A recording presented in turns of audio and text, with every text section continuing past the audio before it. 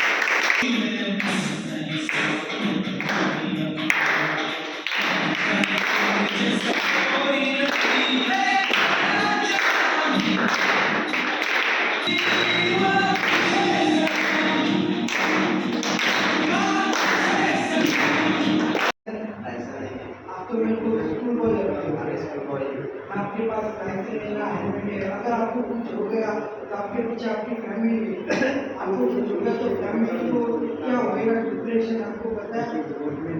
कायदा से हेलमेट करना, लाइसेंस लेना, कोई चला पाए। बेटा તારું નામ શું છે?